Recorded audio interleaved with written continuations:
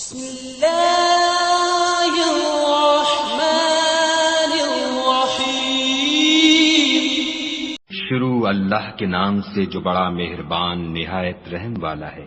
السلام علیکم پیارے دوستو، خوش آمدید آپ سب کو آپ کے اپنے چینل علم خاص پر، جہاں علم بھی خاص ہوتا ہے اور ایمان بھی تازہ ہوتا ہے۔ یہاں ہم آپ کے لیے لاتے ہیں وہ قصے جو دل کو جھنجھوڑتے ہیں، سچ کو جگاتے ہیں اور ایمان کو مضبوط کرتے ہیں۔ آج کی کہانی عرب کی وہ تاریخ رات، 360 بتوں کی حقیقت اور کعبے کی اصل عظمت۔ سنیے، سوچئے اور سبق لیجئے۔ ذرا اپنی آنکھیں بند کریں اور اس وقت کا عرب دیکھیں۔ ریت کے لامتناہی ٹیلے، بے آب و گیا صحرا، کہیں کہیں کھجوروں کے نخلستان جو جلتی زمین پر تھوڑا سا سایہ دیتے ہیں۔ رات کو کاٹتی سردی، دن کو دہکتا سورج جیسے آسمان سے آگ برسائے۔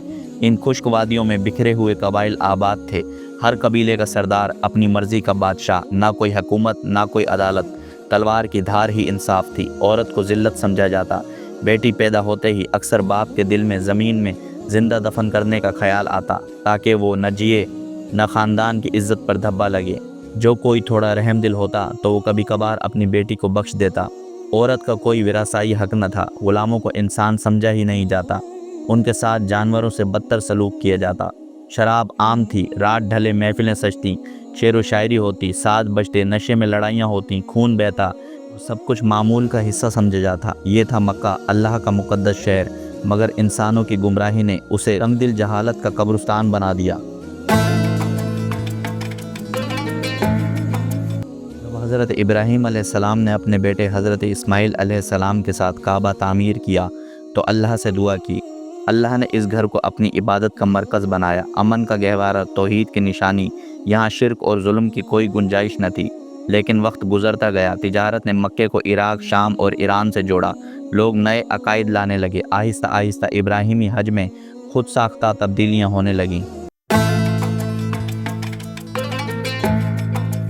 کہتے ہیں کہ ایک سردار عمر بن لہا خزائی وہ پہلا شخص تھا جس نے شرک کی گندگی عرب میں گھسائی۔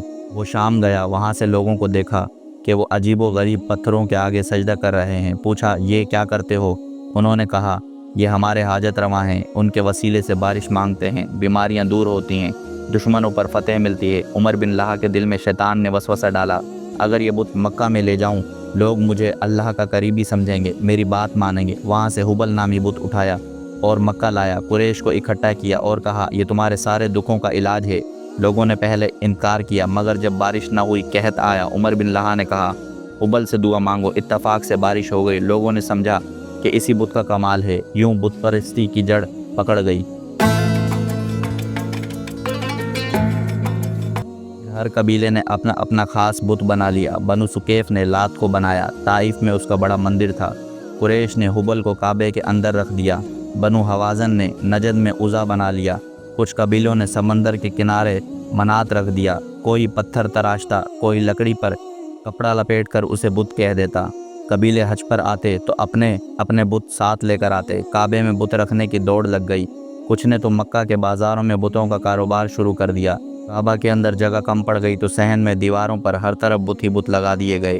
کہا جاتا ہے کہ کعبہ اور اس کے آس پاس 360 بت رکھے گئے تھے، یعنی سال کے ہر دن کے لیے ایک بت۔ ان بتوں کے پجاری بن گئے، لوگوں سے چڑھاوے لیتے، سونا لیتے، قربانی کا گوشت لیتے۔ کوئی بیمار ہوتا تو کہتے، اتنا سونا دو، فلاں بت دعا کرے گا۔ کسی کی فصل خراب ہوتی تو کہتے، فلاں بت کے آگے قربانی دو۔ شرک کے نام پر یہ پورا مذہبی کاروبار چلتا رہتا۔ طواف کے دوران لوگ اکثر کپڑے اتار دیتے، کہتے ہم گناہ سمیت کپڑے نہیں پہنتے۔ کعبہ کی دیواروں پر بتوں کی تصویریں بنی ہوتیں، اندر خوشبو جلائی جاتی، چڑھاوے رکھے جاتے۔ جو گھر توحید کا مرکز تھا وہ شرک کا مندر بن گیا۔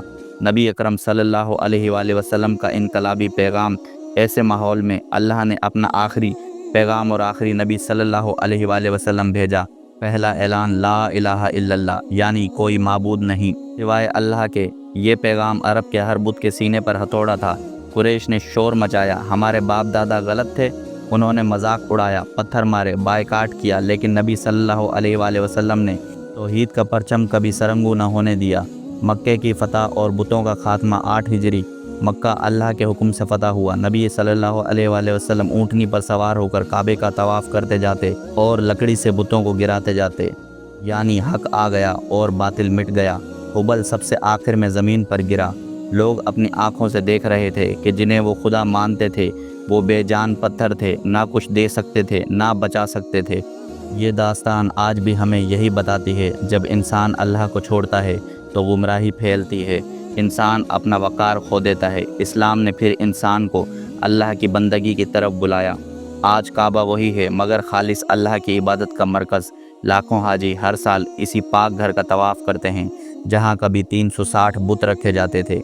ये थी 360 बुतों की मुकम्मल हकीकत पर मबनी दास्तान। ताकत, तिजारत, शिर्क और आखिरकार अल्लाह की सच्चाई की फ़तेह की इबरत अंगेज़ कहानी। हम उम्मीद करते हैं कि आपको ये वाक़या पसंद आया होगा। हम आपके लिए इल्म ख़ास पर ऐसे ही सबक आमोज़, ईमान अफरोज़ किस्से और हक़ाइक़ लाते रहेंगे। अगर आपको हमारी मेहनत पसंद आए तो हमारे चैनल इल्म ख़ास को ज़रूर सब्सक्राइब करें। वीडियो अच्छी लगी हो तो लाइक करें, अपने दोस्तों से शेयर करें और अपनी राय कमेंट्स में ज़रूर बताएं। अल्लाह आपका हाफिज़।